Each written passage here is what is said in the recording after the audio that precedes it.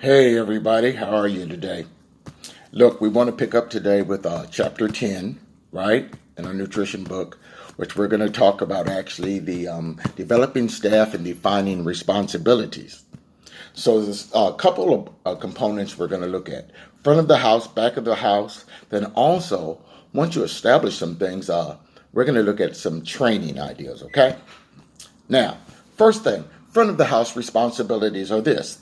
From a nutritious standpoint, we're looking at, we have customers come in, right, with different dietary needs, dieting needs, right? And so what normally happens is they'll identify to their wait staff, hey, what do you recommend that might be vegan, or might say, hey, could I not have something fried? Could I have it grilled? Or just any thing that might alter the regular way a restaurant prepares something, right, in a nutritious situation. So, with that said, how is that information conveyed to the back of the house? But first and foremost, the wait staff have to know what the big 8 are, don't you think? Those allergens? That'd be one thing.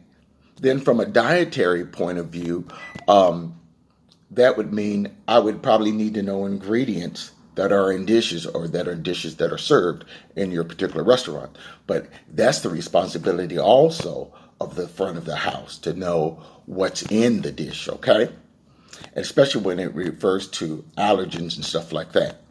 So, as we talked about in the previous lecture, suppose you were looking for a healthier recipe. So maybe some restaurants would cater to that. So how would that information be conveyed to the back of the house? Okay, so we're understanding the front of the house takes the order, right? The food order, the particulars, then it goes to the back of the house. Now, let me state this. Whoever manages at the front, they're probably monitoring that, or firsthand involved in that process, okay? But I'm going to talk about that in a minute. Okay, so it gets to the back of the house, okay? So special attention has to be applied to that particular order, because let's just say it was an allergen, right? So remember from ServSafe how it recommended that particular plate not even be brought out with the other order if there's other plates going out with that, right? Or it'd be isolated and kept separate. So yeah, with that said, that's somebody's responsibility on the back of the house, okay? So when that ticket comes back, or it comes through the POS system, right? The ticket's up. Someone's responsible for ensuring that order comes out correctly, under the right standards, with the right, with the right replacement ingredients, right? Or that it was safe from being cross-contacted with anything with allergens in it.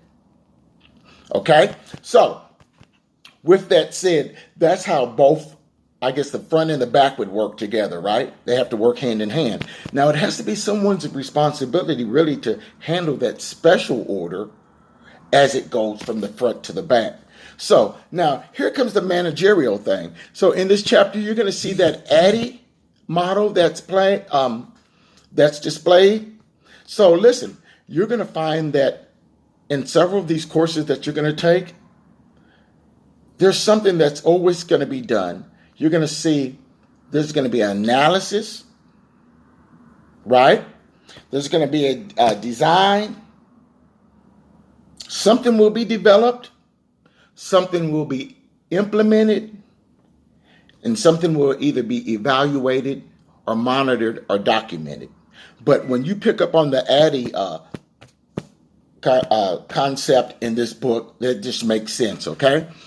So with how that applies to this. So listen, going from the front to the back and back again to the front with food, from the order to the kitchen back to the customer, there have to be some type of managerial control or supervision put into place, or some type of system put in place, right?